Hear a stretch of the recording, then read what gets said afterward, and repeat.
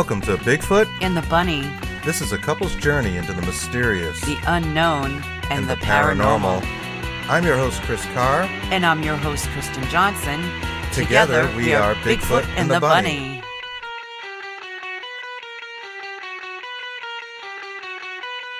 This week we talked to Dr. Terje Simonsen about his book, A Short History of Nearly Everything Paranormal.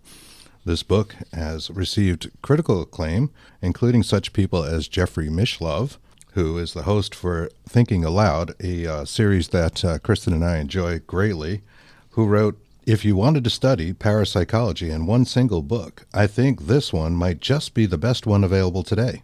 I highly recommend it."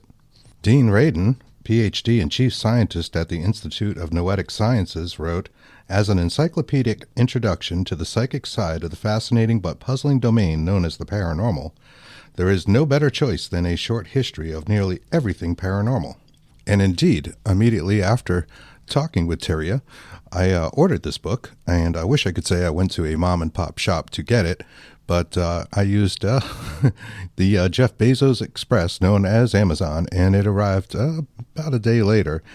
And while I have just gotten through the introduction, I can assure you this book is awesome. And I learned, probably about 15 things just reading the introduction alone, including a tale about Abraham Lincoln, who would go on to tell his good friend and associate about a premonitory dream of his assassination 3 days before it would actually happen.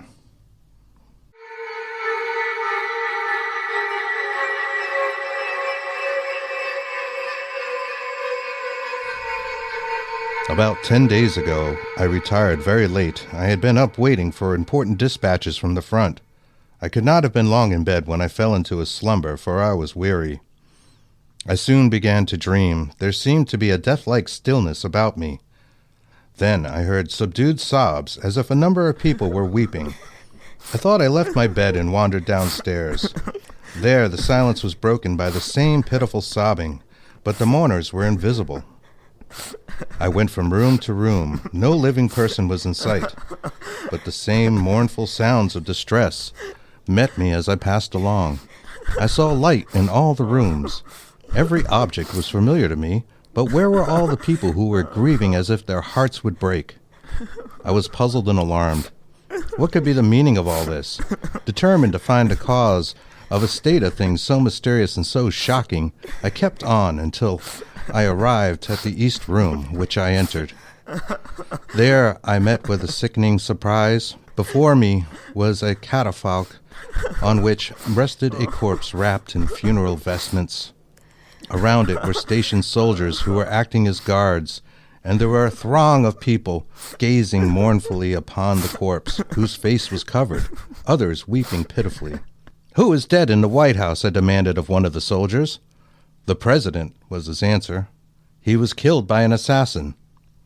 Then came a loud burst of grief from the crowd, which woke me from my dream.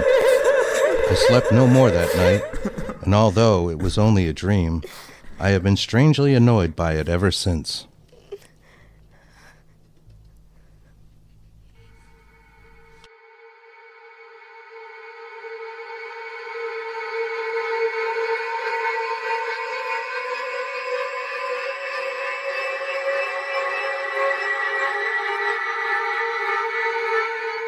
To give the listeners some perspective, Kristen and I began the podcast wearing tinfoil hats in celebration of the preliminary assessment of unidentified aerial phenomena released June 25th, 2021 from the Office of the Director of National Intelligence, the declassified assessment, which, of course, gave us very, very little information.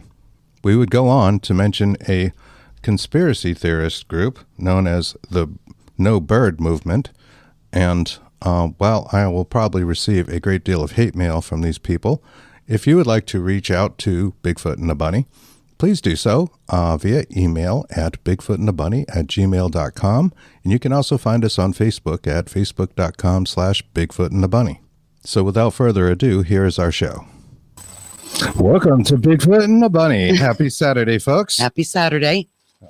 I've lost my hat. I'm Chris Carr. And I'm Kristen Johnson. And how are you? Happy Disclosure Day. The government, United States government, released the disclosure documents for the UAP sightings that we've all been watching in the news, and we got our appropriate hats on, right, Chris? Yes, we do. Well, you did. Our little tinfoil hats. I didn't go for a proper fitting of my hat. No, he would not. And as it turned out, and we're not very surprised, there wasn't a whole lot of information in the press releases and documentation that was released by our government. Right. We kind of predicted this. I think Lou Elizondo told us pretty much everything we need to know, but in the documentation, they of course said more investment is needed, which I did predict would be a big part of it. And they filed pretty much all the unexplained phenomena as other. So what is other? Well, so if we look a little wackadoodle with these tinfoil hats, I did come across a news story. There's apparently a convention going on this weekend in Springfield, Missouri, for people who don't believe in birds. Now, we've never heard this before. Being in the realm, this is the first time we've heard of it, and it's called the No Birds Movement. And what they think is that the history actually started. We don't know a lot about it. We haven't researched it because we just found out. Correct. But it started in 1947 of all. Yeah. And within the CIA or something, right? Yes. And so the theory kind of is, I'm sorry, is that the birds were killed off, I believe, by the government, if I'm not mistaken. Yes. And replaced with drones. Yeah. Even their bird poop. Even their bird poop is like some kind of tracking device or something. And I think the rationalization for this is that birds can sit on power lines. I'm not sure, but the No Bird Movement is a real thing. And I feel pretty good wearing this tinfoil hat. I do too right now. So we've got a great guest for you. We're going to bring him right on. His name is Dr. Terje Simonsen, and he's going to discuss his research and philosophy of the paranormal going back to ancient times. He notes that while there is nearly 150 years of scientific research in parapsychology, the field is still marginalized within academia. And this is true. He will also talk about his responses to the paranormal. Within the field of theoretical physics, he focuses on the practical applications of psi and the personal meaning of psi abilities. So get ready. It's going to be really interesting. Let's bring him on. Hey there. Hi. Welcome. Hello. Thank you. Hello you're in Norway, if I'm not mistaken. Yes, I'm in south Norway, a little town called Mandal. Oh, that's excellent. That's excellent. And I'm sure it's quite a bit later where you are than it is here. So we appreciate you taking the time to talk with us. Oh, just nice to be on. So no problem. Excellent. We should take our hats off now. All right. We're going to remove our hats because it might be silly to be talking to people in tinfoil hats for 2 hours. So let me do this. That's going to mess up my hair. Ah, you're fine. Terry, Terje, do you believe in birds? I'm quite convinced about the ontological existence of birds. My father was a biologist, and one of his, the theme for his doctorate was social organization among crows. And he did not think that social organization came about because of government. So, yeah. So birds are real, at least in Norway. They are very real, and the poo are also real. And I've checked; there's no listening device inside. So, thank you for that. Yeah, thank you. So, what is your background? How personal and study wise? Start study-wise then. I'm a historian of ideas, and I've specialized in esoteric and occult traditions. And I've written earlier about the Book of Enoch, which is an esoteric text from antiquity, important both for Christianity and for Judaism and for esotericism of different kinds, and also written about I and Thou, the main work by the Jewish philosopher of dialogue called Martin Buber. And his came from this Eastern Eastern Judaism, the tradition called Hasidic tradition, and they in turn are based on what is called a certain version of the Kabbalah, the Jewish mysticism. So, and also I've written about anthroposophy, which is the version of theosophy from the Austrian occult and esoteric teacher Rudolf Steiner, which many will be familiar with from the Steiner schools or Waldorf schools and different kind of eco-dynamic movement in growing vegetables and that kind of stuff. So and I had, as a mentor at the university, I had probably Norway's foremost expert on these kind of things, Professor Jan Erik Ebbestad Hansen, and he has more than 100 publications in this field. And he said you should write about this field because it's not covered yet, this anthroposophical field in Norway, and so I did. So yes, so that is my scholarly approach to this field. And personally, both my family and also some trusted friends in a Christian youth club I was member of have when I was a kid told me about strange stories about telepathy and knowing things in advance and that kind of things. And these were people I trusted, so I had no really reason to doubt them. And when I was become a bit more grown up, then I checked out with a couple of Gypsy or Roma people having these abilities or claim to have these abilities, and much bogus, but also something very real. And after Norway's greatest, or not greatest, but say most serious daily newspaper, Aftenposten, ran a series about psychics, they were not impressed mostly, but there was one guy that impressed them really. So I checked with him, and I was going to a date the day after. So I asked him, how will this psychic, how will this date go? And he said, yes, she likes you quite a lot, and it will be very nice. And so, and then he ended his statement with saying, and I can tell you, this woman is 1 meter and 64 centimeters tall. So during this, yes, quite impressive level of precision there. So I went to this date and it became nice and so, and I couldn't keep myself back, of course. So I just casually remarked, by the way, how tall are you? And then she said, 1 meter and 64 centimeters. So that was very impressive. Yes. And I had to call him next day and ask, how did you do that? And he explained when asked him about certain things, it was almost like putting a search word in Google, and there will appear lots and lots of information, more or less, say, well related to the theme. But he had no control what will come doing such a search, but he had just to be receptive and take what came. And also then I said, okay, it seems so you can also read my mind then. I was quite fresh in this game then. And said, yes, if you are a good channeler. And I didn't know how to approach that. But I said, okay, but that now I will visualize my house. And my house is quite big, old white house. And in the middle of it, it's a blue big door, a double door. So when you see it from a front, you will see this big white wall, and right in the middle, this, say, what is called indigo blue double door. So, and he was at the Canary Islands on holiday then. We are just speaking on the phone, and I challenged him and said, no, I will visualize the front of my house, and please tell me, what do you see? And he became silent for a few seconds, and then he said, I think I see some white, and now I see something blue.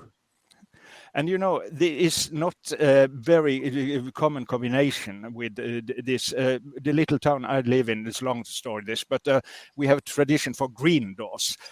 So it's very few doors in our town are blue, in fact. So if you had been a kind of wise guy, smart ass, to choose my language, he would have listened to my dialect and say, aha, he come from that district. I have heard that they have some typically green doors there. Or he could, you know, go to the internet and something and checked. So I was quite impressed that first he gave on the centimeter, the correct height of this woman I was dating, and then he just like that out of the air could describe, as I perceived it at least, the colors of my house.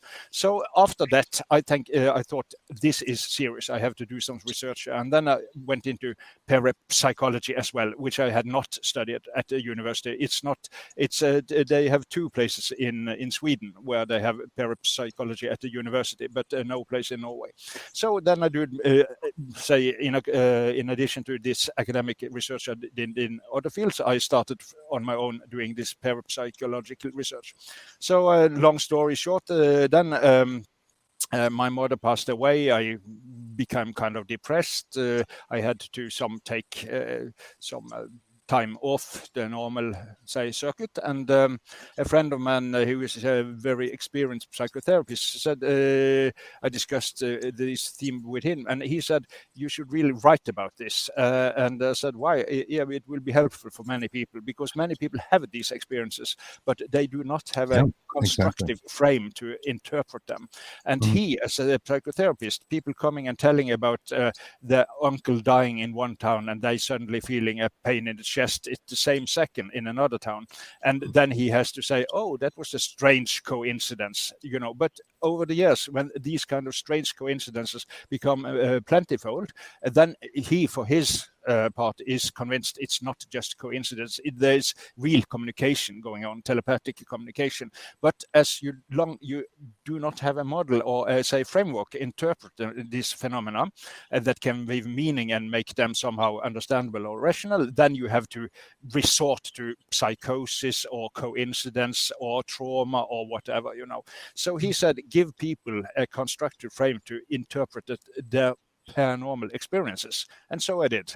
So that is the background for this book, which I have here, and which is called A Short History of Nearly Everything Paranormal. Yes, it is, and that's quite a tome you've got there. It's only 500 pages. That's all. But in fact, it has. No, I will also allow myself to do a little, advertising for it, because it has won 2 awards in the US. One from the Parapsychological Association, which is quite prestigious, really, and also quite recently it won a Silver Nautilus Award, and that is an award that was given to the Dalai Lama 2 years ago. So I'm quite proud of that. Wow. Excellent. Wow, that's really cool. That's amazing. Yeah, congratulations. Thank you. Yeah, you covered a lot of ground just there in describing how you got your start. And some of the things you mentioned there were like Enochian, which is like John Dee, if I'm not mistaken, and the angelic language, and it's a mystical, magical. John Dee is very fascinating. Yes. Right. Yeah, he's a totally fascinating guy. Also, Hebrew mysticism and Kabbalah. Those are subjects that are generally considered to be magic. Now, do you see a tie-in between magic and psi abilities? Yes, of course. What is the crux of the whole thing, as I see it, is what we could call there's an expression taken from Larry Dossey, non-local mind. By convention, by routine thinking inside the box, we think that consciousness is something that I have inside my head and you have inside your head. But basically, I use the metaphor, the mental internet. I think consciousness is more like a collective field connecting us all, that we are linked up to, and we can send telepathic emails and we can make clairvoyant downloads from that vast field of information. So if you think of all these activities as more or less operating within the collective field of consciousness, I think you're on the right track. There are many traditions for how to deal with this field, because even if it's a kind of new thought that seem to be supported by at least some branches of quantum physics, is a very old thought. If you go back to the Indian Vedanta philosophy 3,000 years before Christ, you have this view of consciousness as a ubiquitous thing. It's more or less thought of being the basic stuff of the universe. We agree. Sure. And I know of the and I forget the gentleman's name who started the research study, but we have clocks around the world that basically go yes, no, ones or zeros. I forget the name. I don't know if it's binary clock. but they'll change different ways based on kind of how the collective consciousness is feeling. That's the Princeton Global Consciousness. Princeton, yeah, thank you. Yes, yeah. Yep. My pleasure. I need the book. You definitely need a book. I think I'll got a pretty good collection of books back there, and I would like to see it on that bookshelf, actually. Yes. Everything I've seen, it looks like an amazing book, and I'm glad to hear about those rewards. That's awesome. What I have tried to do is say because typically for this field, as you have this believe all and believe nothing, and I feel that's derailments, both of them. You are having in one ditch or in the other ditch, all respect for the persons involved, but you just mentioned this no birds movement, or what you call them. No birds, yeah. No bird so movement. for me that sounds like a kind of conspiracy theory, and have not. I do not believe in that. On the other hand, you have these skeptic people, that they wouldn't believe a ghost even if it stood right in front of them, So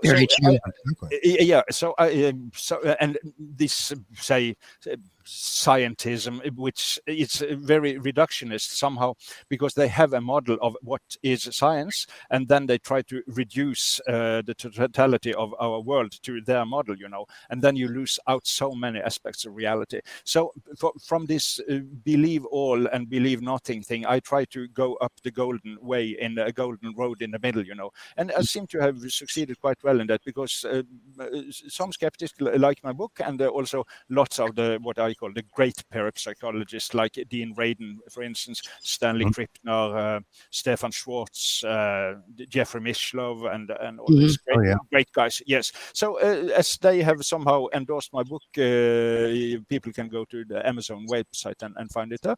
I feel somehow I've succeeded in my task, which was to somehow make it accessible, an accessible introduction to this quite complicated and a field where there's much please excuse my English, everybody. Okay. Unsubstantiated claims, and also much unfounded skepticism. So That's right. You mentioned Jeffrey Mishlove. We love his show. He is great. He's great. He is great. Wonderful. And, very intelligent. I love what he's doing. He's kind of is helping to bridge some of those gaps. But I think it's still probably a little, quote, heady for, say, some of the ghost hunting people, right? And it's a term I hate, but they may not be. They don't necessarily get the parapsychology. So that's wonderful to put some kind of bridge in between that. Thank you. To bring it together, because they are related, and it's a lot of our own studies. We're very into people like Dean Radin and his works, and parapsychology in general. And Psi, we had Dr. Joel Gallenberger on not too long ago. It's fascinating, how he can walk into a casino and change the odds with his mind, and do this on a consistent basis, and take groups of people with him and do that. So, we completely believe in that, into Psi, and I think it is all related. And we got the other end of like UAPs and this, quote unquote alien phenomena. I personally think they're already here. They're not really from up there. Interdimensional. But you get into that, and some of those researchers talk about things called contact modalities, and they're tying things like paranormal events and, UAP events back with remote viewing, which I think is more or less what you were mentioning when you said about the house and the blue house. And chapter 2 in my book is more or less fully dedicated to the remote viewing project that the government in the US run between, say, about 1975 to 1995, the so-called Project Stargate. So that's a very exciting project, and also Dean Radin was part of that project. So there's lots of serious researchers working there, and lots of also physicists from Berkeley, California, have worked on that project. So that is a highly interesting thing to delve into. I would totally agree.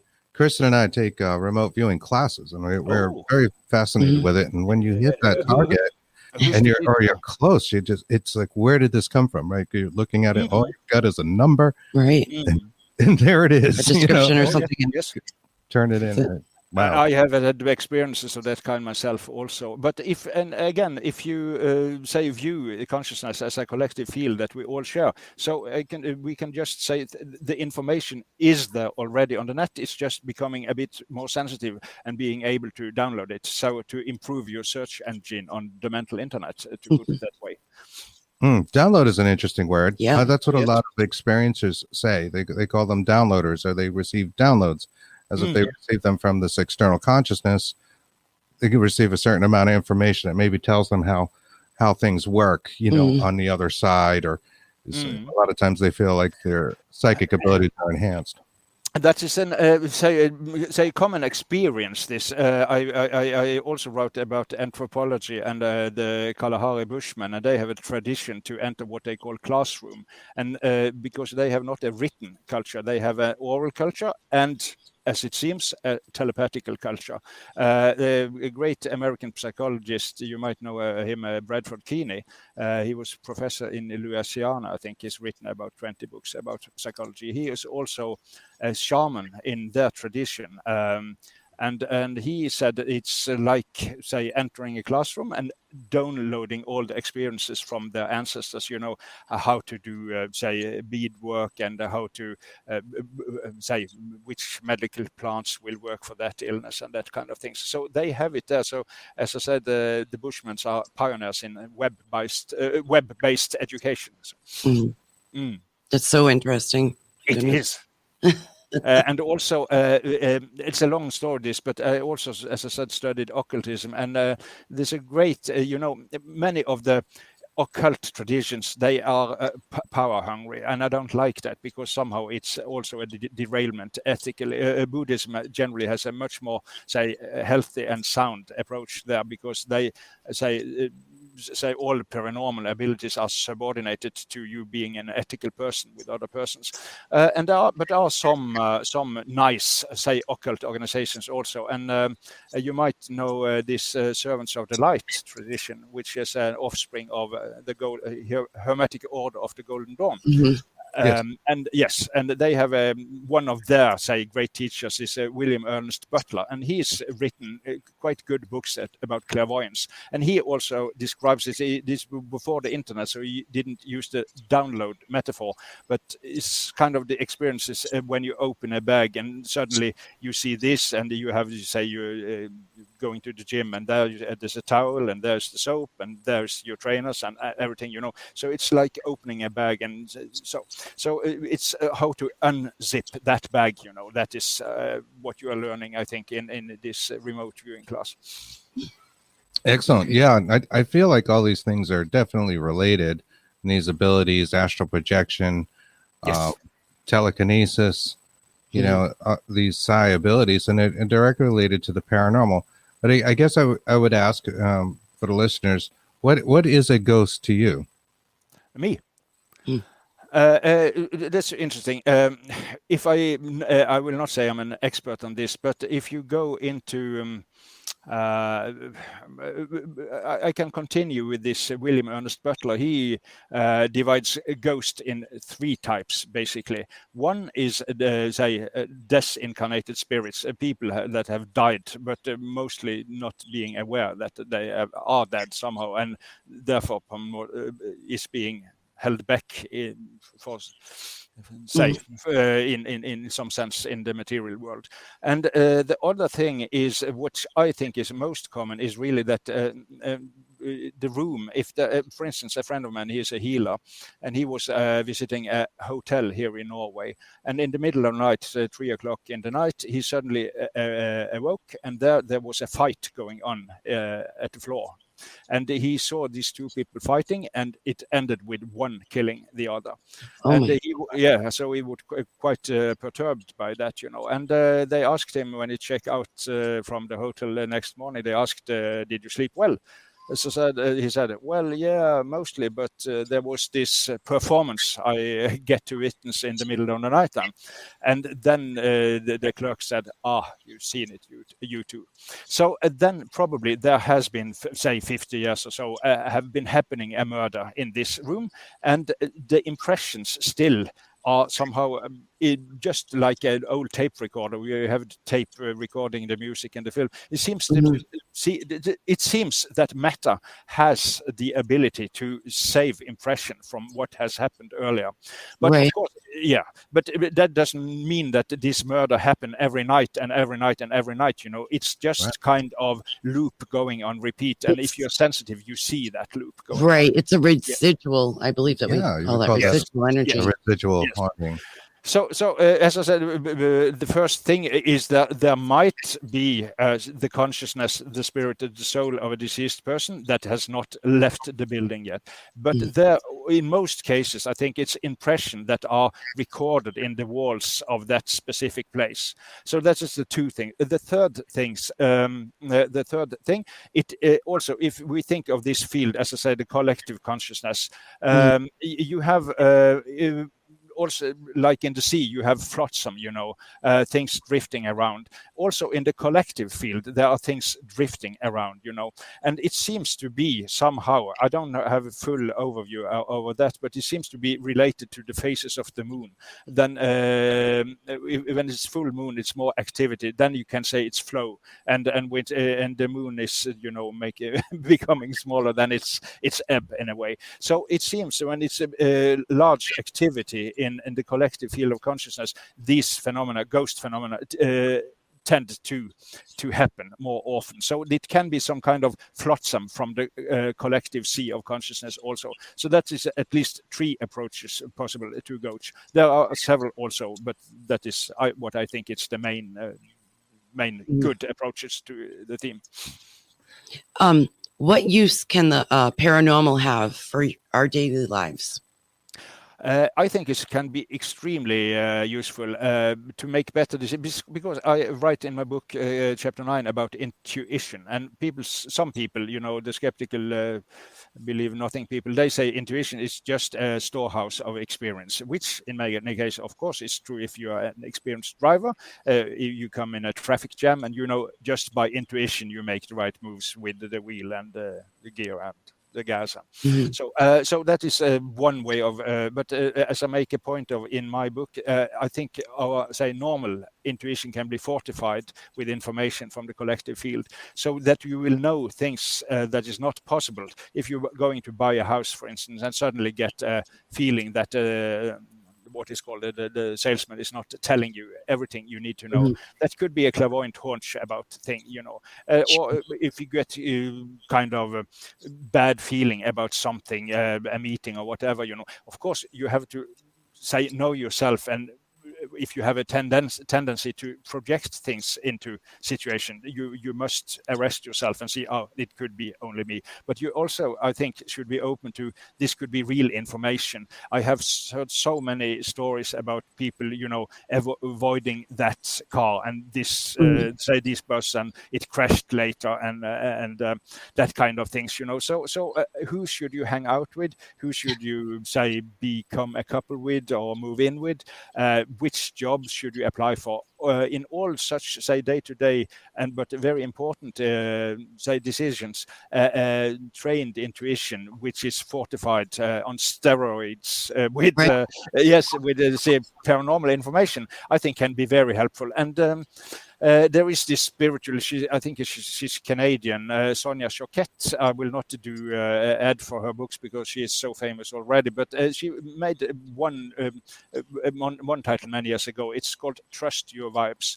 And she had interviewed, I think, lots of Fortune 500 CEOs, and quite a lot of them said that intuition was their main, say, the main explanation why they had succeeded. Because when you have a diffuse mass of information, and how it's impossible to really know every, say, possible track further from that situation, to grasp the totality of the situation, then you need intuition. And as I said, the paranormal fortified intuition will give you, and I think very many people use this, but they do not know that they are using. They're not. Absolutely. Artists, sports people, the extreme timing, and also to make the right business decision, for instance, as these Fortune 500 bosses do I think, more often than, say, unsuccessful people than in this field. So I think it can be very helpful for the private lives and improve your quality of life. And it's also the philosophical aspect of it. No, I'm talking about, so just stop me. It's give also a kind of, for me at least, a good feeling to feel connected with everybody else, you know, that we are part of a big network. I'm not just alone, lost inside my head, you know, I'm part of this big mental web. And it's also an ethical aspect of that, because if the other person is kind of, we are part of the same unity of consciousness, it's difficult to treat other persons bad, really, because you somehow directly feel that me and this other person, we are one at some level, you know. So that is also, yes, so that's a great ethical, say, what is called impetus coming from knowing about this, say, what I call, say, true paranormal approach, not about denying the existence of birds, but knowing about the collective field of consciousness. It's basically clairsentient. Excuse me? Clairsentient. You always go with your gut feeling. Yes. The clairvoyance voyance is, of course, French, and it's related to the eyes vision.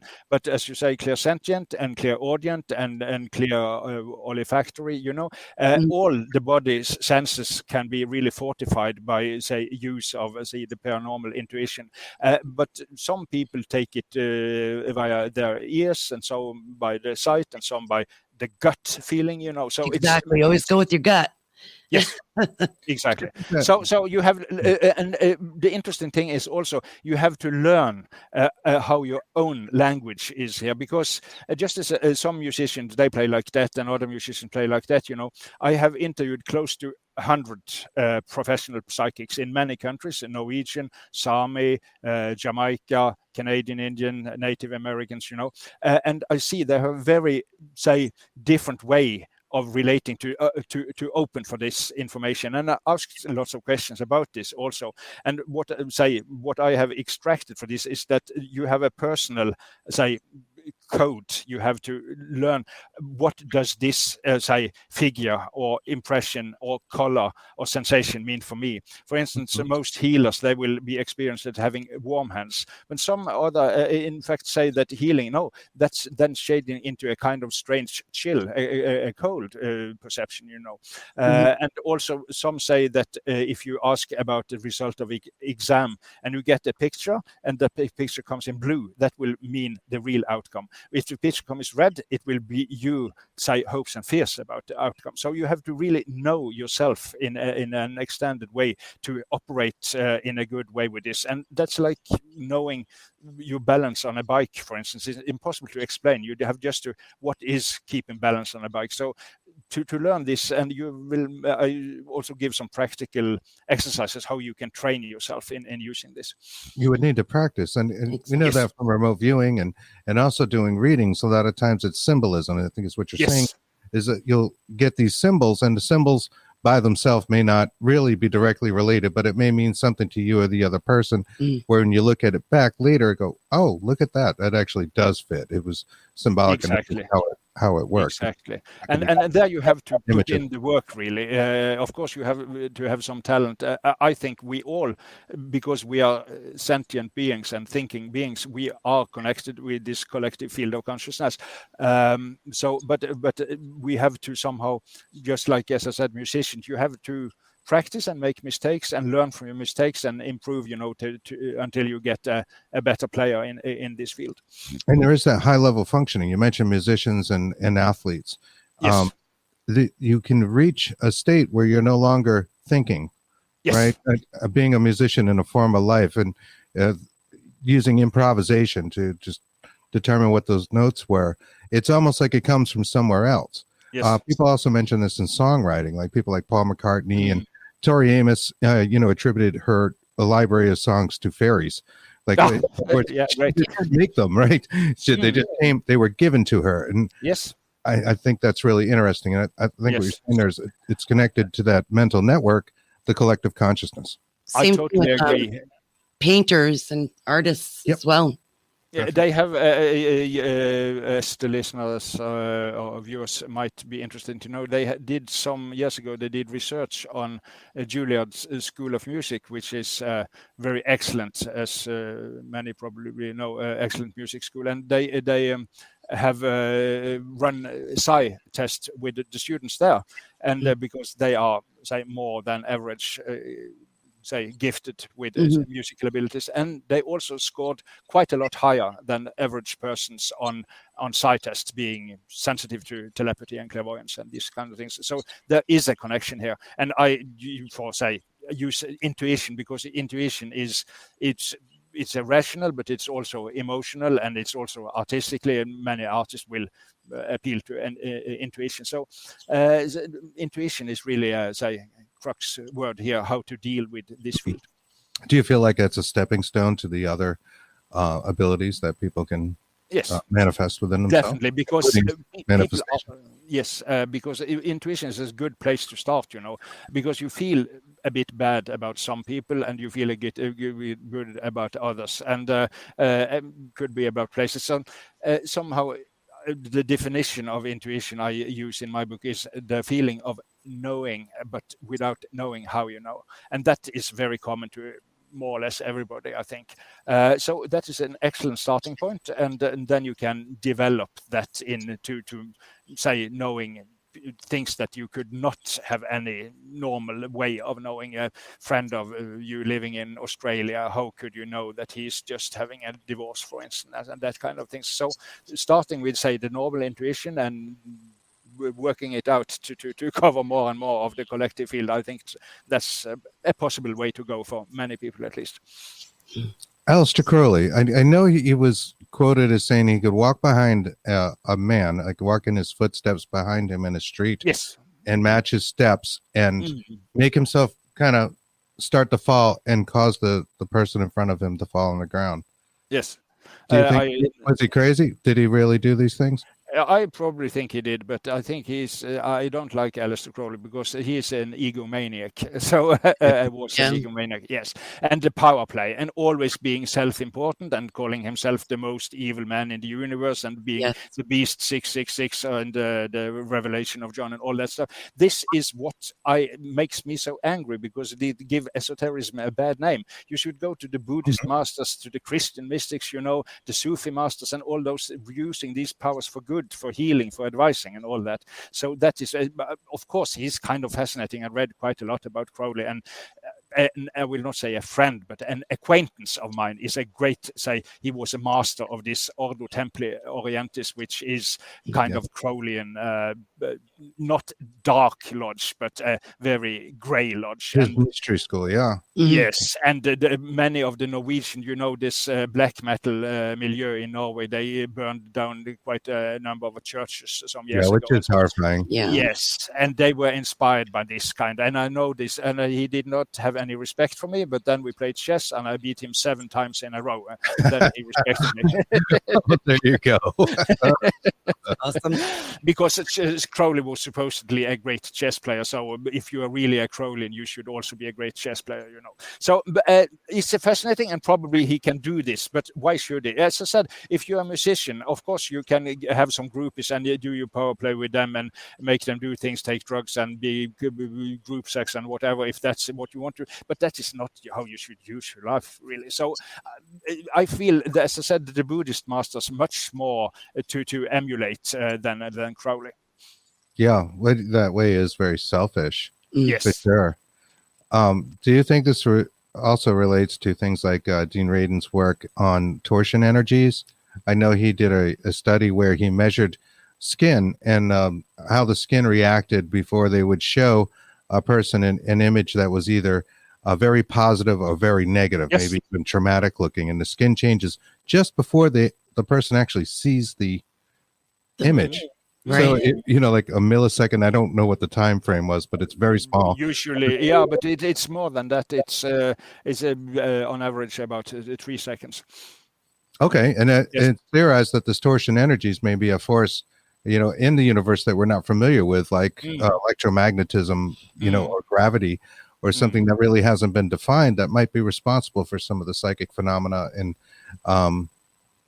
psi work that Mm. people are seeing and witnessing. Yes, that's probably true. I'm getting a couple of tracks to follow here. Just say before we leaving this Crowley thing, I think what he is doing somehow it's projecting a mental image, and if you follow, say, the body language of another person, and I think it's a kind of you project a telepathic image of sinking, and if that image is projected strong enough into another person's consciousness, especially if he's not on guard, if a person is on guard, it's much more difficult to manipulate. But Crowley was walking behind this person, tuning into his movement, probably then sending the telepathic thing sink, and I think it's that how he did that trick. I have no reason to believe he did not do it, but as I said, I'm not very impressed by it, really. But generally, the psi is divided typically into ESP, extrasensory perception, and PK, psychokinesis. And the first is about transfer of information, and the second is about transfer of energy. So I think it's at least deep down, perhaps energy and information is really the same thing. That is probably true. But for all practical purposes, I think it's very practically say useful and heuristic say good to divide between PK and ESP. As I said, PK about the force aspect of these things, and ESP, which is the information aspect of these things. In my book, I write mostly about the information, the telepathy, clairvoyance, and precognition, knowing the future. The PK thing would be telekinesis, moving objects at a distant, bending spoons, and that kind of things, and also healing, for instance. So what Radin has researched on many phenomena, so I don't know what I should say is, but this screen experiments you mentioned, that is what I would say is precognition, which is ESP. It's information, knowing information about something before it happens. Yeah, absolutely. And it was a natural reaction. These people weren't necessarily trying to predict what they were going to see, but exactly. Their physical body reacted to the imagery before it was presented to their eyes. Exactly. So, and I find that fascinating. Very fascinating, and Radin also ran that experiment with Kary Mullis, who is a Nobel laureate in chemistry, and he confirmed that this is real. He writes, "I was able to see 3 seconds into the future. It shouldn't be possible, but I did it. There's much about consciousness and time we do not know." Yet he has confirmed that, and I write also about that experiment in my book. Excellent. And I just want to say a little hello to some of the people out there watching us tonight. We see Anne-Marie Young. She says, "Nobody better touch my birds." We love Anne. Yes. Robert Honing's another good friend of ours. Greetings, my friends. So got some folks out there. And if you guys have any questions for Terje, just let us know. We'll put them up on the screen. We appreciate it. I think a lot of people went to the beach today. It's very hot, and as you can probably tell, as Kristen and I are sitting melting, here, my makeup sweating, and off, makeup's melting, and I look like I just ran a mile. But yeah, that's all good. Let us know what you got. This is a fascinating conversation, and I love it. Thank you again for taking the time to talk to us. I really appreciate it. Okay, and if I talk too much, you must stop me because no, please do. Oh no, please. Notorious. It's fascinating. Notorious. Yeah. No, I agree with you, and I agree with you about Crowley too. You have to wonder though, like a person like that who desires the media attention. He wants people to focus on him, and this relates to so many other things, not limited to the UAPs or maybe even the bird people. If you think about something, you're kind of lending it an energy. And I would think it would take a good deal of energy just for that silly thing that was known to do, walk behind somebody and make them fall over and you say sink. It would take a good deal of psi ability to send somebody to the ground like that. I wonder if being in the media spotlight like that gave him energy. Almost I think he worked as a. I make this statement with this perhaps a bit too bold, but it's again back to this W. Ernest Butler said he also written a book about, or at least chapters in a book about psychic vampires, and somehow if you you can see about the people around Crowley, it's not healthy, you feel it's a bad vibes around there, and I think somehow he sucked energy about he has also made his let's call this his fangs. yes, his fangs, with a kind of mechanism, he had made them sharper, to give the snake's kiss, biting the people in the neck, and that's his vampirized and sucking the blood out of them. So, all this mythology, it's the unhealthy thing of the paranormal, and of course it's fascinating, like every kind of horror story. But if you are into personal development and really understanding these matters, I think it's not the way to go at all. I agree with you. I mean, we're into spooky things, as you can see. Yeah. We've got all kinds of creepy stuff. There's a Ouija board back there, and there's a painting my daughter made there, kind of a Van Gogh modified.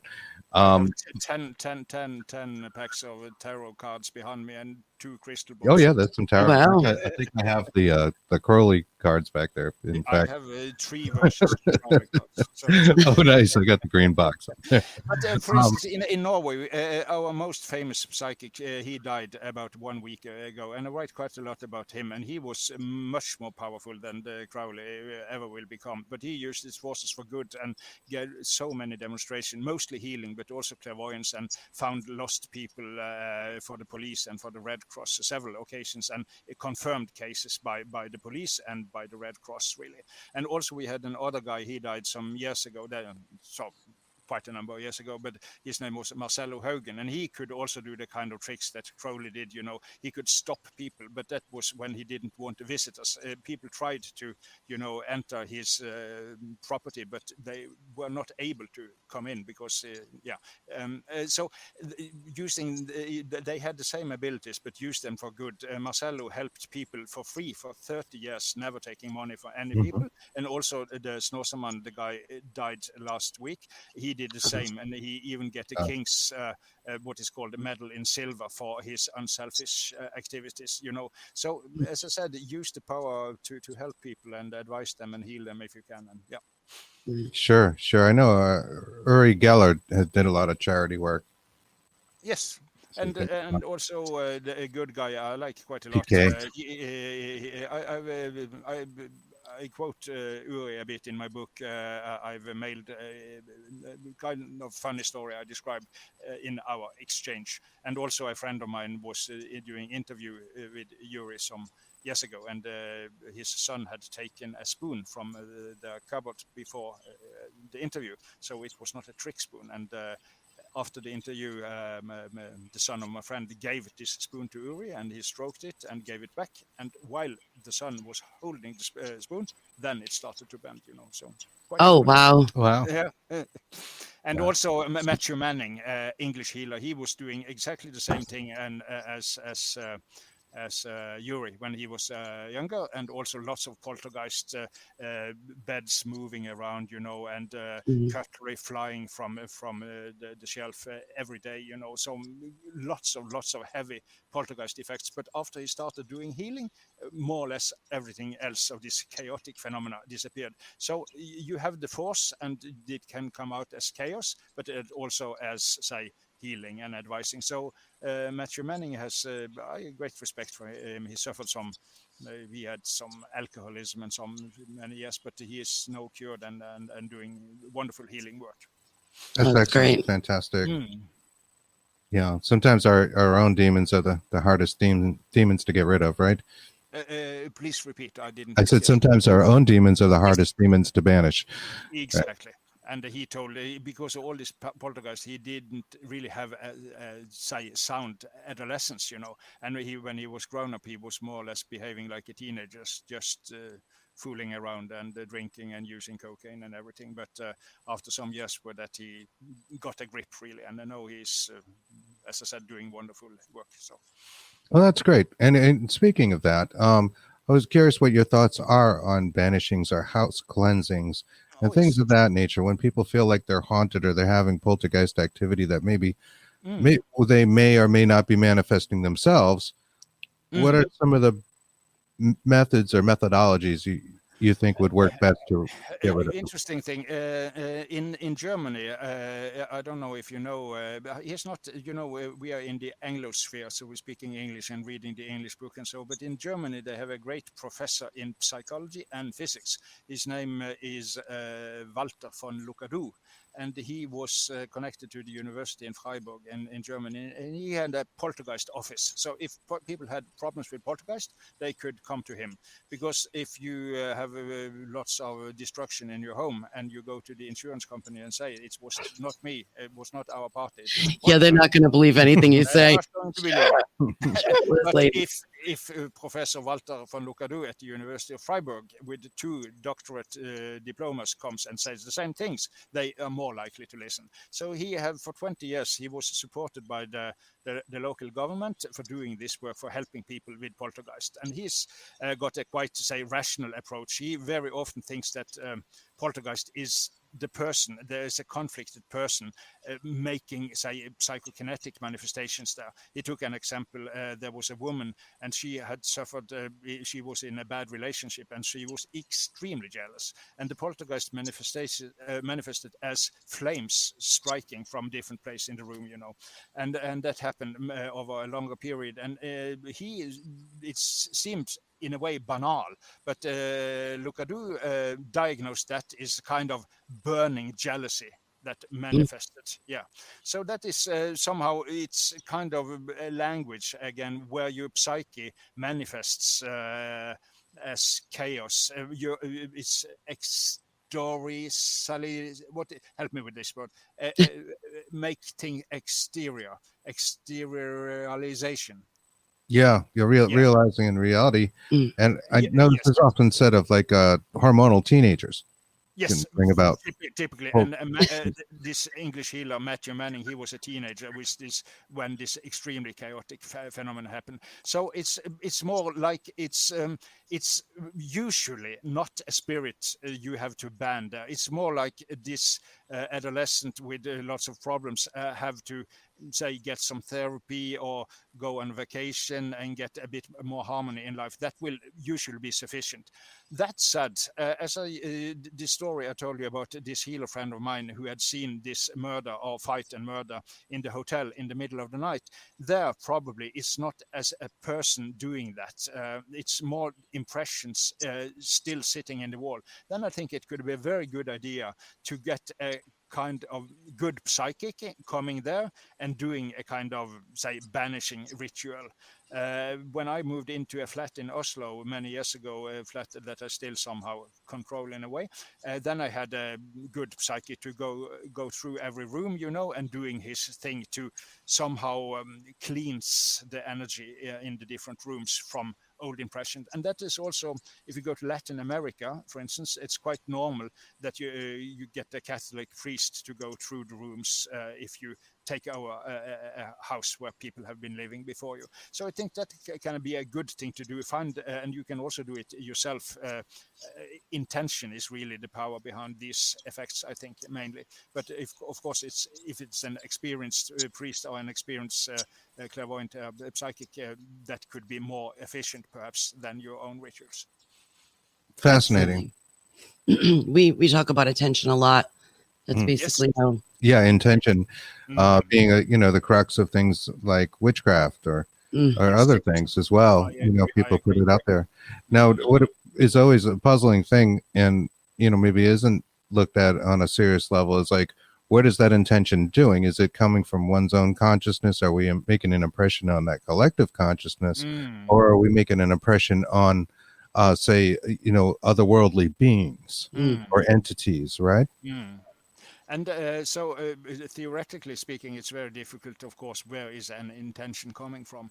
But what you can observe is your intention and see which direction it takes, and whether or not somehow it's a kind of, perhaps it's just something you learned from your father. You have to become a businessman while you wanted to become an artist or whatever, so we have to listen carefully to somehow what is called tune into, because there might be deeper layers in your in intention that you don't immediately find.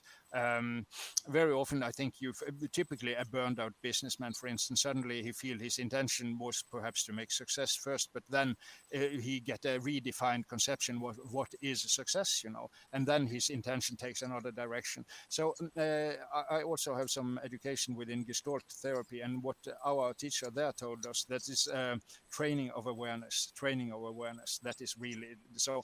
So also for your intention, you have to somehow become more and more aware of the direction of things and listen very carefully. And just as a violinist have to be very nuanced where to place his or her fingers to make a beautiful tone. So also your intention somehow, it's kind of say raw material before you deal with it actively and consciously. So that is what I like about the Buddhist tradition also, that somehow you have to calibrate your intention and intuition, and listen very carefully both to your body and to other people, so it's really work to do here, but it's rewarding, I think. That's Gestalt therapy. That's what you call it? Yes. Fascinating. The Norwegian Institute of Gestalt Therapy, they have two traditions, basically. I will, people are probably not interested in, but they use this classical Gestalt therapy from Esal and Fritz Perls, but they also have the psychosynthesis, which is from the Roberto Assagioli. He was Italian psychiatrist in the tradition. Basically, was Freudian, but he also studied all the esoteric traditions, the Kabbalah, Hermetism, and all that kind of things. So the Norwegian tradition of Gestalt is somehow a bit open to, say, the spiritual aspect as well. Excellent. Excellent. Excuse me. Do you think, what do you think about there's mediums, obviously, of various qualities claiming to contact the dead. Can one eventually discern between people who have abilities and who are faking it, for lack of a better word? I was present at the opening of the first spiritualist church in Norway some years ago, and there were, I will not make any names but there were some people present there that was supposedly contacting the other side, and I was disappointed, really. It's like ask the typical, you use this Barnum statements, you say things that are so general that they will fit for at least half of the people present in the room, and is there a person here with the name starting with the G? Of course, the John will be in every kind of and that kind of things, so that is party games for me. But I will not say that it is impossible, but wherever there is cheese, there are rats also, so it's difficult, but I think well put. Very well. But if you that is some of the miracle of things, becoming to know yourself better. You will recognize vibes in other person as well, so if you're starting to somehow tune in to your own vibes, I think your own compass will become better, so it will be more easy to navigate. I'm generally a skeptic about gurus, people going with t-shirts with the gurus and all that kinds, and have a house altar, so it might be helpful, but it can also be a power game. So, and the guru will have your money and all that kind of things. So tuning into your own intuition, become very aware of your own vibes, and starting to somehow maneuver by the information you gain there, I think you will be able to discern whether or not you should deal with this kind of mediumship or whatever, because you can also get chaotic, and people can be unjustly impressed. Oh, this great psychic told me much about my grandfather. How could he possibly do that? He must be in contact with my grandfather, and the grandfather said that the heritage should go to this person, which happened to be the wife of the guru, and whatever, So that he could be downloading information from the mental internet, and that could be the explanation for why he has all this information, and then he could use that information for manipulative causes. So you should not be unduly impressed by people doing these things. I've seen, you can go to YouTube, I will not make names, people have to find out for themselves, but you can see famous psychics that are really bogus, but others I think are real. So you have to say calibrate your own intuition, and that will help you navigate this quite complicated field. Sure. Yeah. There's always people looking for attention out there, or your money in Hmm. particular. Yes. Unfortunately. And they might be what I call honest liars. They think they have these abilities, but somehow they want, as you said, the attention, or they can be ego, or vanity, or kind of that. And it might not be directly evil, but it's not necessarily what you need. As I said, find some tradition, sound, say, transpersonal therapist, or say Buddhist tradition, or where they really say, that's a famous quote for Khalil Gibran. He the Lebanese writer, wrote this beautiful book, The Prophet, and he says Mhm. that yes, if a teacher is really wise, he or she will lead you to the threshold of your own wisdom. And I think that is somehow a touchstone here. If you somehow feel empowered, that you rely more on yourself and your own, say, perception of what is right and wrong, and your own balance is strengthened, then it's a good thing. But if the power will rest with the guru, then you're on the wrong track. Well put. Well put. And I love the terminology, the mental internet. Thank you. Yes, That's excellent. I And like that as well.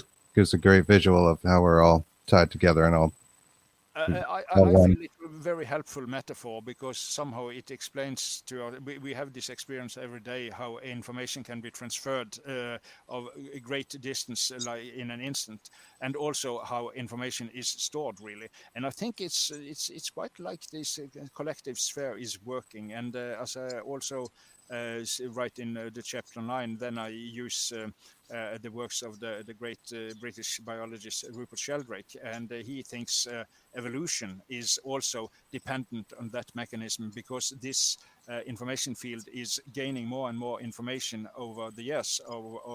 I'm not a new Earth creationist, just to put it that way, but I believe there might be, say, spiritual aspects to it. But that's the mechanism of things, is probably that these, what he called morphic fields, are becoming more and more complex, more and more, say, filled with information during the say millions of years, and then it will be able to say produce more and more complex say forms of organism and consciousness, from the amoeba in the primordial sea to us. It's an extreme long evolution, and it's different. Robert Sheldrake say is a Anglican Christian, but he thinks that somehow this is the mechanism in nature by which evolution. He is not, say, anti-evolution, but he is not a Darwinist. Yeah. Well, that's really fascinating, because we've only been on the planet for a very short period of time in the scheme of how long we think the planet has existed, right? So evolution is such a slow process within that. If we have these kind of latent abilities that maybe were handy in a tribal sense, knowing what the other tribes were doing, Yes. you know, maybe we've repressed them for that because we've become a larger society, or maybe we're just on the crest of opening those things up. That's of course a big question. Rudolf Steiner, this say founder of anthroposophy, he said that he thought that if you go back many thousand years ago, more or less everybody was clairvoyant in a, say, unconscious and primitive way. And then you have to develop civilization, you have to develop mathematics, for instance, and say natural science as we know it. But at a certain point, which is our days, Rudolf Steiner taught, then you have to, say, open the connection with the spiritual world. But then it will be an informed and conscious decision where you expand as, say, individuals, and also the humanity as a whole. But it will be a totally different from, say, the more childlike we had many thousand years ago. So to have say just living in being one with the world of spirits is different from having an active conscious and dealing with it and say like a philosopher would do, which is what Steiner hoped to do. He's called it the spirit of the science, his anthroposophy. So he did not feel that the clairvoyance itself was neither bad or good. It's just there. And the earlier generation, far back, they did not use it very consciously, but we have the possibility to train ourselves in a much more. So it's a kind of forced development. But it's so big questions this, and he thought that at a certain time, the whole Earth will somehow level up in a higher spiritual dimension. I cannot say yes, so it's exciting, but yeah. Is there, now that we're on this topic, do you feel that there's a conflict between the paranormal, the belief in paranormal, and the belief in science? Definitely not. My book, this, as I show you, I must use the opportunity to show it to the viewers here. Absolutely. Nearly everything paranormal. Terje Simonsen. The first version of this book was released on a little English company, in fact, with office in Italy, and that called Pare Publishing, and that publishing house was started by a quantum physicist. He also have written about synchronicities, meaningful coincidences organized from the say subconscious level. Mm-hmm. And his name was David Peat, and he has worked together earlier with Sir Roger Penrose, who won the Nobel Prize in Physics last year. So I see no opposition, but what I do see, but the problem is, if you have fallen in love with a model of science that is reductionist, that can be a problem, of course, because then your model, if say you have a model of space and time that excludes phenomena like telepathy and clairvoyance from happening, well, of course, then it follows that every story about these phenomena must be bogus, of course. So the problem is not science as such, but people have unduly fallen in love with, say, outdated models of science. And, it's the expression being more Catholic than the Pope, especially people following the Isaac Newton tradition, he himself was very open to the spiritual, and he's written more about alchemy and Christian prophecies than about normal science, really. But say the tradition after Newton has been very close to this. But after the quantum physics early in the 20th century entered the stage, then it was somehow much more possible to be open to these phenomena. And I quote several Nobel Prize winners. Wolfgang Pauli, he was a quantum pioneer, and he won the Nobel Prize in Physics in 1945, and he has also written about magic, a bit like Dean Radin nowadays, but he, as I said, was a Nobel laureate. And also today I like to refer to Brian Josephson, who is a professor in Cambridge. He won the Nobel Prize in Physics in 1973 on superconductivity, and he also have been doing, at least when he was younger, he was doing lots of transcendental meditation, the teachings of the Maharishi Mahesh Yogi. And also he has been very inspired by Vedanta philosophy. And if you go to his website on Cambridge University, you will find writings about telepathy, for instance, and psychokinesis. As I said, so he is a great scientist, but also very open to the spiritual. So basically no problem, but the problem is if you have closed models that will not allow for phenomena. Yeah, Newtonian physics is like a box around a lot of the scientific community, and they have a hard time breaking through that. And I think a lot of the general population has a little trouble wrapping their heads around quantum physics as well. We all kind of need like a starter's guide to quantum physics. Right. But, from what I understand, the crux of it, when you look at things like the double slit experiments, is that our thoughts are just very looking at something can change an intention, change reality, or say, as Jung and Paulus said, that deep down, that we make the, say, division between consciousness and this outer object. Deep down is a unity. It's a Advaita philosophy, that non-duality. Deep down, it's two sides of the same coin, the observer and the observed. It's more our limited perception of things that somehow make a sharp distinction there. So that is. And also, perhaps this the twin photon experiment. Should I give a short recapitulation of that? Sure, absolutely. Yeah. Absolutely. It has been done in many laboratories. If you if you collide two electrons in kind of say cyclotron, it's called, like they have in CERN in Switzerland, and different kinds of accelerator. So you collide two electrons, and from that collision it rises two photons, particles of light, that hurtles off in totally opposite directions. And when that has happened, these photons are still connected. So if you measure them 10,000 yards away, then one, say, going up, the other twin photon will go down at the same moment. And if the one go to the right, the other will go to the left. And if the first go down, then the second one will go up. So they are connected, even if say at a distance in our normal view of space. We will say they are far away from each other, but from the perspective of, say, the photons, they are connected as a unity still.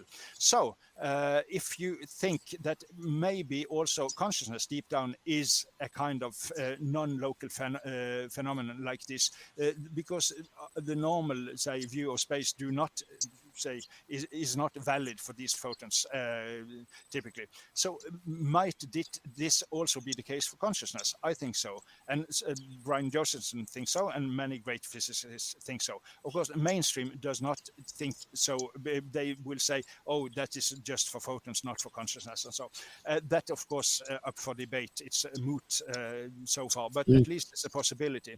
And if you're into science now, I like to refer people to an article that was released in American Psychologist. American Psychologist is the most prestigious journal in the world as for psychology. And in 2018, in the May issue, there was an article about parapsychological phenomena. And it's called The Experimental Evidence for Parapsychological Phenomena Review.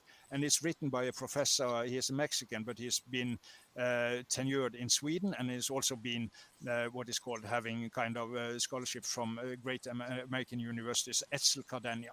So if people check out this article, they will get some ideas about how to, say, view consciousness in light of quantum physics. So that's an excellent article, and as I said, published in one of the most, not even just one of most, perhaps the most prestigious journal in the world in psychology. So when that kind of journal takes in this stuff, and they of course are neutral as for if this is like, if it is like this or so, but at least it's a very valid approach that consciousness might also have a non-local dimension, and that might be the explanation of phenomena like telepathy and clairvoyance and these all other psi phenomena. It's multidimensional. Yes, exactly. I tend to believe that, and we are definitely going to look that up. Yes, Kristen, I wrote it all down. That. Yes, so yes. We will look at that. I would love to read that. We'd enjoy that quite a bit. It's actually in the book. It's short history of nearly everything paranormal, which can be found on Amazon, folks. I did put a link there in our ticker, but probably the easiest way is to search for that on Amazon, and that, I'm sure that'll pop right up for you. We'll be getting a copy, and we appreciate that. Yes, thank you. The indigenous people seem in general to be more open to paranormal than us Westerners. Yes. Is this because of superstition? And this also goes back into other cultures too, like in Romania. They apparently still have a vampire problem in Romania. And these people that are very superstitious. What are your thoughts on that? What are the reasons? Well, I think it's Of course, it's several things, but just say to make mention a trivial thing that is indigenous people in their traditional milieu usually is having a kind of more quiet lifestyle. It's not big cities, with the honking on the cars and lots of television and noise every place. So if you say have a Sami herding his reindeer out on the tundra, and being alone in the winter night, and it's just him and the reindeer and the snow. Of course, that silence will make you much more sensitive and able to pick up vibes, both of physical vibes, and signals from nature, but also I think psi vibes. So I think the lifestyle might account for quite a lot of this. And then you have the traditions, because if you have a tradition that say these phenomena are just bogus, as I said, if you have a place and model that these phenomena cannot occur, of course you are likely to dismiss them or overlook them when they happen. But the Sami tradition, which the Sami are living in the north of Norway and Finland and Sweden, mostly in Norway, but also Sweden and Finland, and they have a strong tradition for taking, say, care of and heeding the advice from these kind of vibes. So you have both the lifestyle and the culture that somehow predisposes for being open to, and just as musicality, if you start to develop on the guitar, for instance, then you suddenly then I can make that chord this way, and so you start to develop into that. And the Sami tradition has a very rich, say, culture on these phenomena. So as I said, lifestyle and culture will account for quite a lot. Superstition, of course, there are superstitions as well, but as I said, related to the phenomena of telepathy, clairvoyance and precognition, which I think is very real and accounted for also by science. I give several examples from laboratories in my book. I think it's more the milieu and the culture that will explain that they have more of these phenomena. They had reason to be concerned, certainly, in those tribal forms, and even like the colonial times, in the U.S. and overseas, there was a lot of reason to be afraid of what was in the woods, right? Oh, yes. And that is how it's used for many, say, indigenous people around the world, and also in more modern, the Roma people. What I think they prefer that designation now. Usually, earlier called gypsies, have a very strong tradition for these phenomena because they was met with suspicion. They were thrown out of this village and have to travel to another place, and so very important to have extremely good intuition, because what could be around the next corner, Yeah, especially being so nomadic. Yeah. Yes. And my it's called chiropractor or chiropractor. Chiropractor, yes, that's chiropractor, right. Yes, I had some back problems some years ago and went to a chiropractor, and he had us on his T-shirt, on the back on his T-shirt, there was a kind of what is called this skeleton inside the back. This what is called Spine. this? This is spine, exactly. And it was a spine, and it stood. It was written under "Use it or lose it." And I think that's like this phenomena as well. Intuition. If you use it, it will develop. If you not, you could lose it. Yes. True. And practice. Yes. And as I said, a friend of mine, he is partly a gypsy and partly another kind of traveler, and his mother is say this kind of gypsy fortune teller, and it's a culture. You learn it from your say a kid how to read the signs and the tea leaves and the crystal bowl and all that. And sure, a lot of that will go back to belief systems too. Like you mentioned, Crowley and people like that kind of give a stigma to the idea of sorcery or the use of magic, right? Magic with a K, as he defined it. But these things go back, centuries back to the Sumerians used magic and actually had spells and things of that nature, and would infuse their gods into their clay statues, and they'd treat them as gods. And that seemed to be, at least in our history that we know of. Yeah. Those are the beginnings of it. It's very interesting. Divinatoric means, and I also studied old tradition from the Middle East also, and they have a tradition in Babylonia. Then you have a bowl of water, and if you pour oil in that, they make kind of patterns, and that patterns in the oil on water, to interpret that pattern. That is an old means of divination. And That's also, interesting. yes, very interesting. And you also, there is burned knuckles, and also there's a tradition in North Africa where you use patterns in the sand. So it's more like having a screen where it's possible to project your images that might contain information from, say, telepathy and clairvoyance and precognition. So exactly what screen or canvas you use for that is not, in my view, so important, because there are so many. But it's somehow important to get the pictures out from from your inside and to see them in a tarot cards, or in the tea leaves, or in the oil and water, or in the liver, in the sacrificial animals, and all that kind of things. So it's finding, say, what is called say helpful screens where it's easy to project these images, and learning that, for instance, scrying, learning to use a crystal bowl and learning to project, because within the crystal bowl there is no picture at all. So when you start seeing picture in the crystal bowl, it's obviously they come from inside you.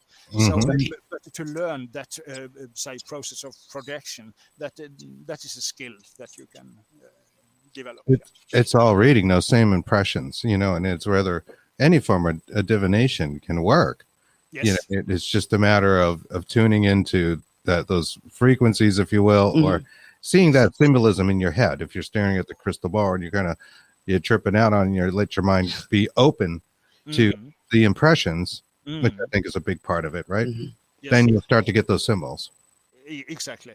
And someone, as I said, they will be much more likely to get good results with the pendulum, and because they are not very visual, perhaps, but they have the same, say, sensitivity. But and some others, they are, say, hearing voices, or again, the most simple, the gut feeling, which is an experience I think more or less everybody has. But it's somehow learn to relate to these impressions by means or directly. That is a very interesting task, and I think I'm improving myself, even if I'm not a, say, excellent scryer yet. So, would you say that some people are born with like a greater level of this ability, or an innate ability for psychic reading, as opposed to that? But I'm sorry, I'm saying that wrong.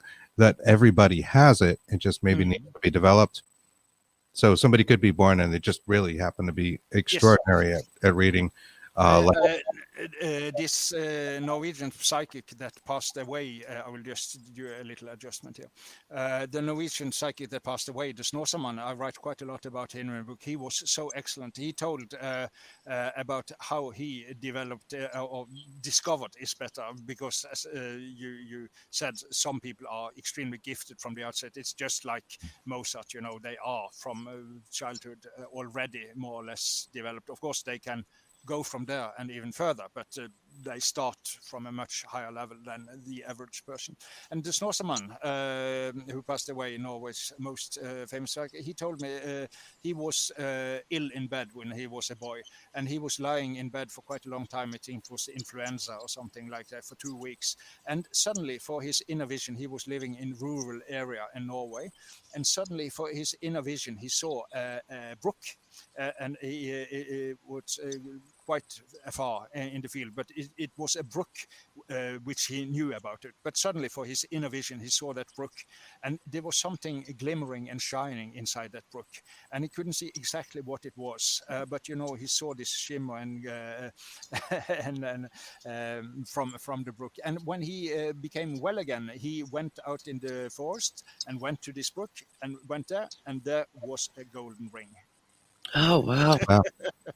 So then he somehow discovered, he hadn't the language for it, of course, but there is something. I see things, and he was became many episodes later also confirming his abilities, which, as I said, he also given demonstration for the police and the Red Cross. But that was his first, and that came spontaneous and without any, say, training.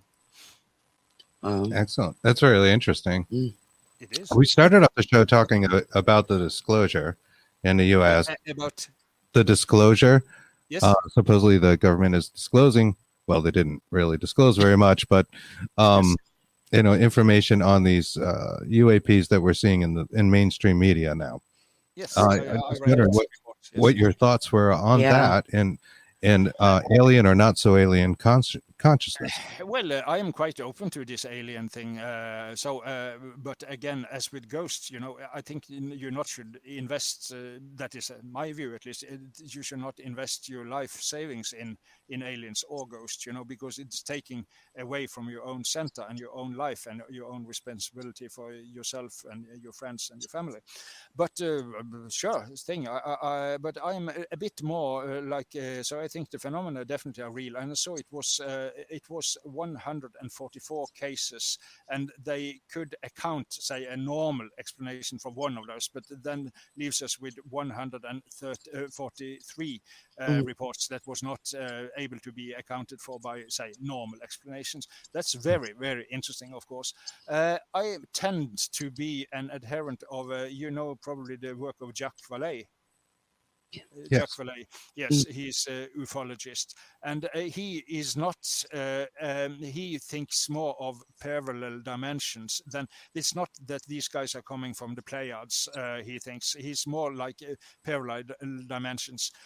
So I tend to be in that camp more or less, but that the phenomena are not being able to be explained by just some could be government military projects or even Russian military projects.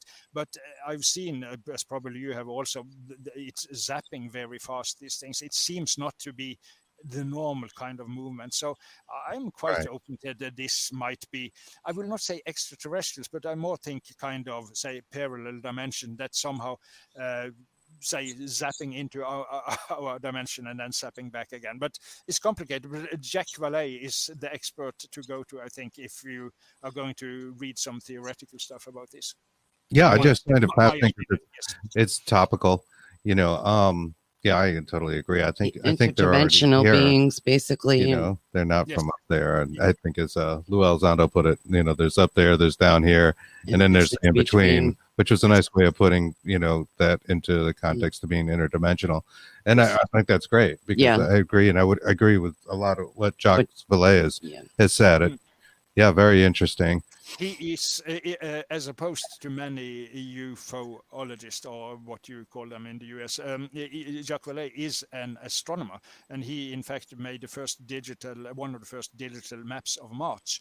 And he is also, as you probably know, one of the founders of the World Wide Web, and I think he has founded about 35 companies being on the NASDAQ. So he's really a genius. So it doesn't mean he is right in everything he says, but it's a very good starting point if you want to have some serious information about this highly contested field.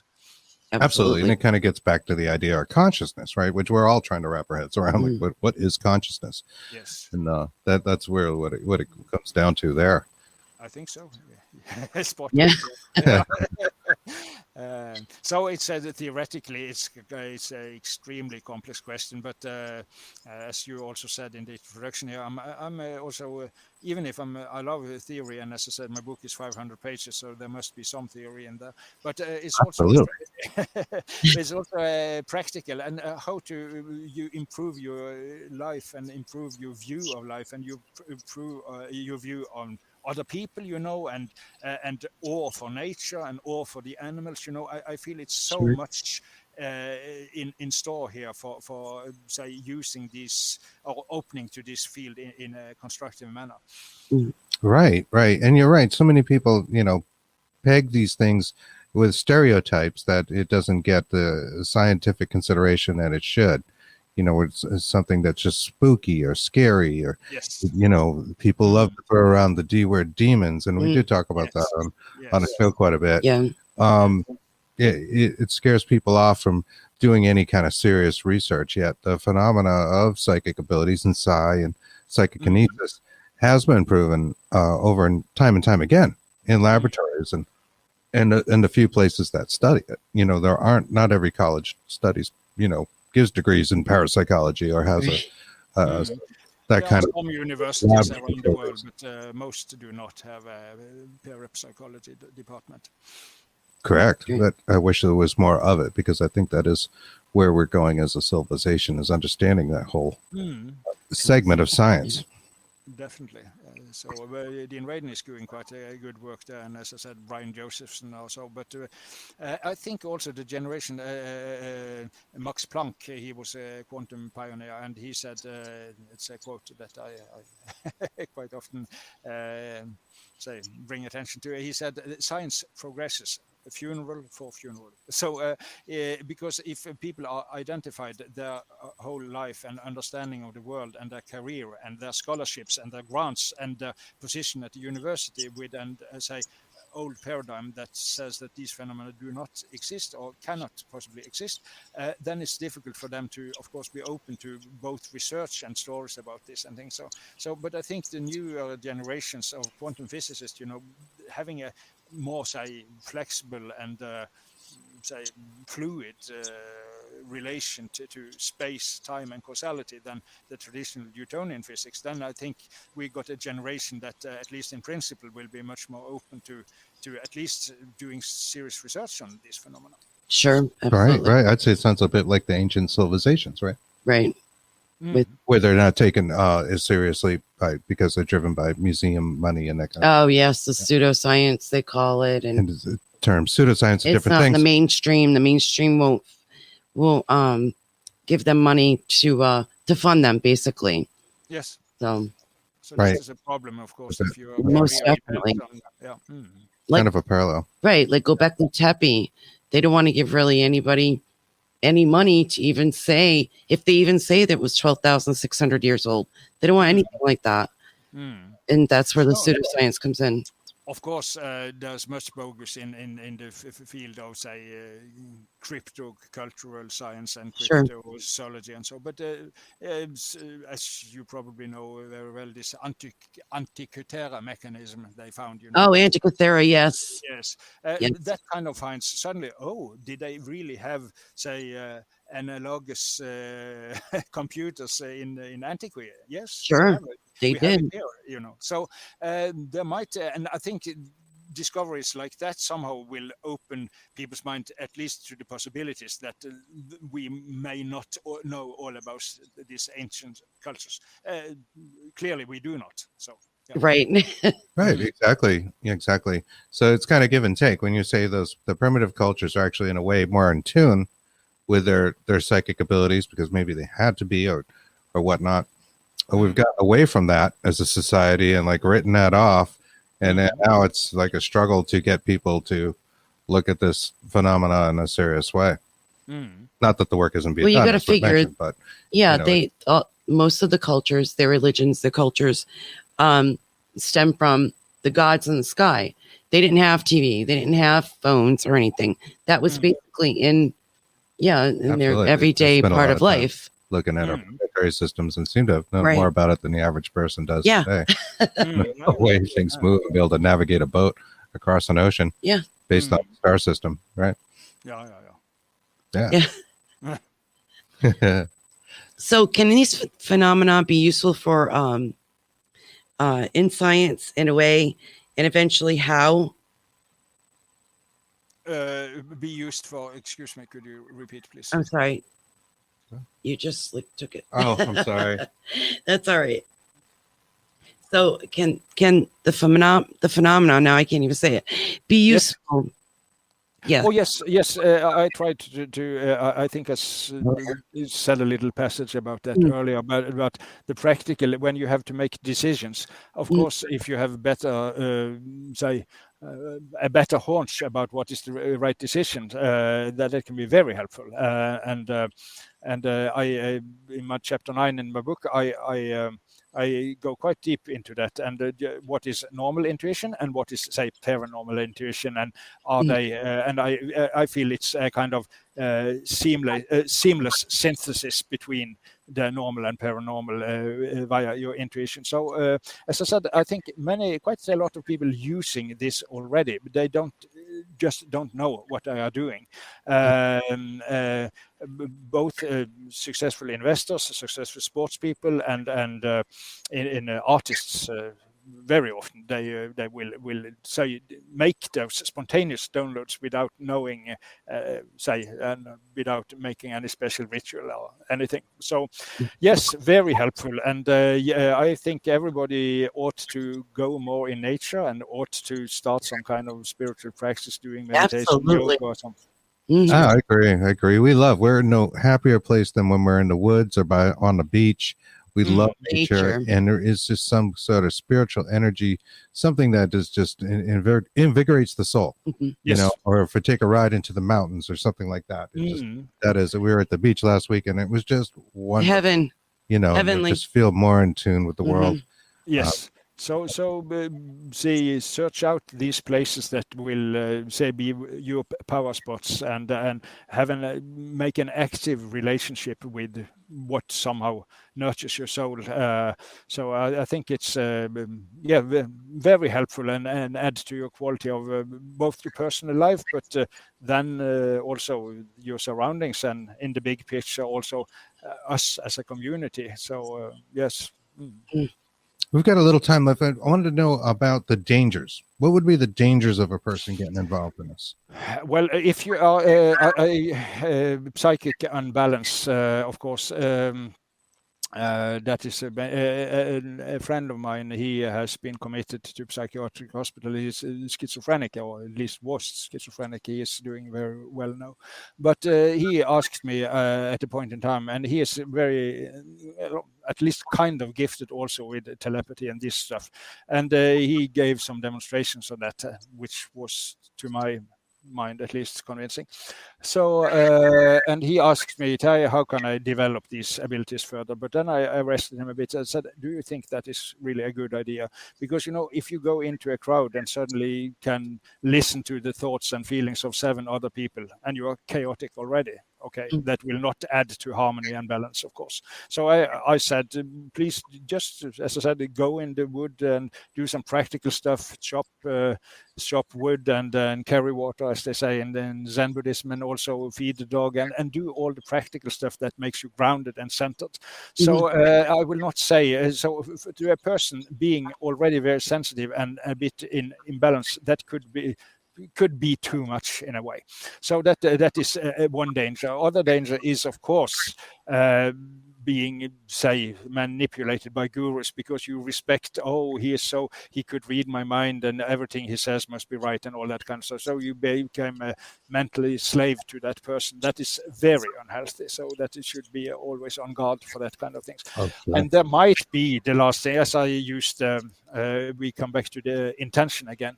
If you are out for power, and manipulation, and that is what you want with your life, that is not a good course of life. And as I said, if you hang out with neo-Nazis or Islamistic terrorists, and so that will somehow influence you, I think. So if you go into this field with a bad intention, that could backfire in a way. And Dean Radin, he is a scientist, but he also at the point felt that perhaps intention, it is really a power, so what you somehow connect with, if you use that intention in a bad way, I will not say that you will become possessed or anything like, but at least you're somehow going into landscape.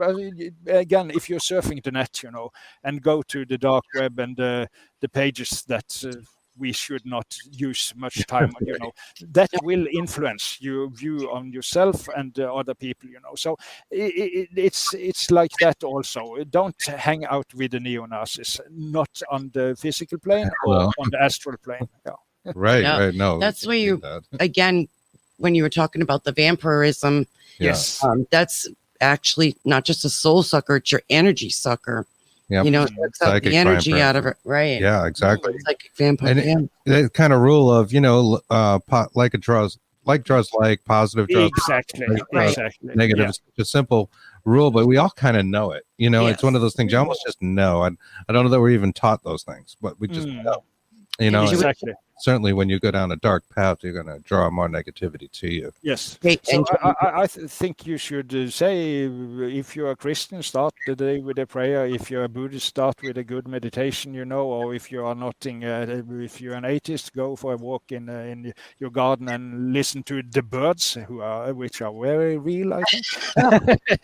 Or the cherry blossoms, smell the roses, and all that kind of things. Tune into the good vibes, and that will improve, and you will be protected and on the right track. Do you have any advice for people just starting out to meditate? There are so many good. Traditional Zen meditation is just observing your breathing. So without using any ideology or mantra or anything. Personally, I have used the transcendental meditation with the good results, but they can be a bit pushy. They want you to take more courses and that kind of things. But yes, so the breathing meditation is very good. And also, I had used this binaural beats. You have these soundtracks. Yes. So I tend to prefer Holosync.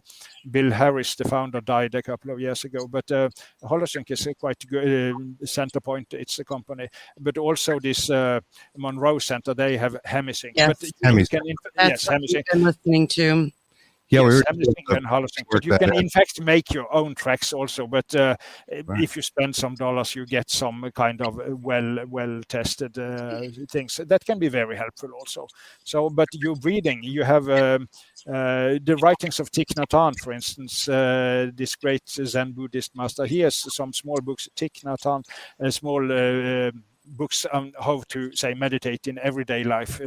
So it does not need to be complicated. It's just really training of awareness of your presence in the world and your breathing that will increase quality of life. But the books of Thich Nhat Hanh are really excellent.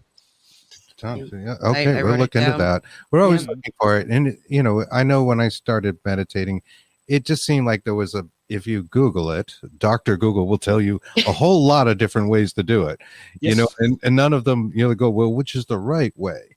So it's good preference to ask that question, just to say, yes, there are a lot of different ways out there to do it. Try some things and see what rings true to you. But you like and the essence of meditation really, because is as I quoted my Gestalt teacher, a training of awareness of your body, awareness of your breathing, awareness of your mind, awareness of your feeling, awareness of the communication, awareness of nature. Training of awareness. That's the essence. So how to train your awareness in the best possible way? For me, I as I said, felt that these things I mentioned were helpful. But if you are drawn to a special path, of course, that I think you should check out that and what that does for you. But avoid as much guruism as possible. Yeah, I would agree. I would agree. Like, we are fans of Monroe's Hemisync. Yeah, and they have some of their recordings. Yes, we both do them. I find it fascinating, and it does kind of act. Now, we're not sponsored by them in any way. I'm not trying to push their product. No. It's funny. Me neither. As I said, my favorite soundtracks are from Holosync, but I also have some Hemisyncs. Yeah, okay. I'm not familiar with Holosync. We're going to look into that as well. That's you said that came from the Monroe Institute? Hemisync is from the Monroe Institute, but Holosync, that's Centerpointer. Centerpointer, yes. Bill Harris was the founder, but he passed away some years ago. We'll look into that just because we're always looking for things. Yes, it's quite good and serious, and they also know I seem like in doing ad for them. But my experience is that their customer service was excellent. So if I wanted to evaluate my process, I get some anxiety early in the process, and I asked so and so. And I also was, will it be working if I do it that way with that kind of sound equipment and all kinds of things? They were very helpful, and they were also very professional. And when I asked questions that the first customer representative was not able to They sent me to a sound engineer that really went into the technical detail about stuff. So they are highly competent. Some say they are too much about money. Could be, but at least they deliver quality for the money. So. A good product. Yeah. That's what's important at the end of the day. Now, do those use headphones as well, like binaural beats and hemisync? Yes. Yes, you should use headphones because you have to. The stereo effect is, as you probably know, technically speaking, is one frequency in one ear and other frequency in the other ear. And if you don't split, if you just have it in the room, you will not have that because it triggers a kind of relaxation response in your brain. But you have to use, say, both channels, both ears to trigger that response. Yeah, they're supposed to act as sort of a transcendental meditation crash course, like by opening the brain a little bit on both sides or both hemispheres of the brain. The theory is that you'll reach that state of nirvana like quicker or have some sort of consciousness change. And I do find that we've experienced consciousness change in events with the headphones on, which is brilliant. I didn't yes. They might say oversell their message a bit. That it's like how to meditate like a Zen master with the push of a button. It's not. Like you said, you've got to develop your own and get there. I think those things do help. I would like to tell the listeners out there, though, that there are a lot of things on YouTube that are free, that are labeled binaural beats and different things, and you can try them. The quality may vary, so keep that in mind. If you're not getting anything from it, try some others. Try something else. Because just because it doesn't mean they necessarily work right or actually tune differently in each ear and that kind of thing. Yeah. So you should use a well-tested product that also, there's a long story this, but basically the Holosync system was based on the things that were done at the universities with gurus and Zen masters in the 70s and 80s, and somehow they tried to, say, commercialize the result from what they saw at the brain, from the brainwave patterns of these long-time meditators. So you can see that somehow the so-called frequency following response become activated if you have, say, 440 hertz in one ear and 445 in the other ear. You get a kind of discrepancy of 5 hertz, and then it will tend to trigger a 5 hertz oscillation in your brain, which is quite deep down in the theta and delta wave area. And then you get some kind of, say, sometimes some of the experiences related to that kind of brainwave function. So it's a very scientific approach, but as I said, the thing is they can oversell it, but it can be really powerful, and it helped me quite a lot, really. It gets you closer to like a sleep state.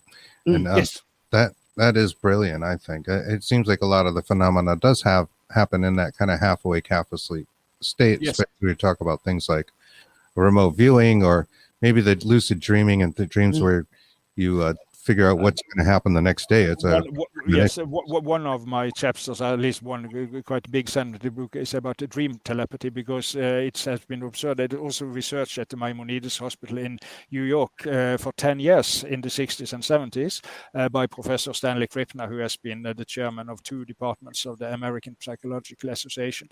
And he concluded that dreams are very beneficial for telepathic exchange between people, because somehow you lower the threshold. And usually when we are now on beta, we're quite active mentally, and so we filter out much of these subtle impression. But when we relax, we are more open and more receptive and can take in more of these subtle vibes. So, and in fact, I was quite proud because Professor Krippner has used my chapter in his education, so I like that. That's amazing. That's excellent. And the book, again, is a short history of nearly everything paranormal. Hold it up there. There we are. And looks fascinating. We're ordering it. And I'm sorry I didn't have it in time for the show, but I will be ordering this book. Yes. And we'll be putting it on the bookcase there and probably feature it through some of our episodes. Because it's totally fascinating. I've totally enjoyed the conversation. If you like the book, I would love if you also made a little note on Amazon. Absolutely. I am low budget, I don't have money to pay for big ads in the bookstores and so if people help me with a little positive note on Amazon, I'm very grateful for that. Absolutely. Thanks a lot. Great. We will do that. We will do that. Yeah. Thanks a lot. You're very welcome. Absolutely. And thank you so much again for taking Yes. time out of your evening. There you are. Oh, I love talking to you, talking with positive, Talk to interesting people, So thanks a lot for having me. Thank you. Thank you so much. You're We very welcome. appreciate it. We'll do this again. Yes, We're looking please. forward to the book. The book again, a short history of nearly everything paranormal. Be well out there. Thank you. Bye-bye.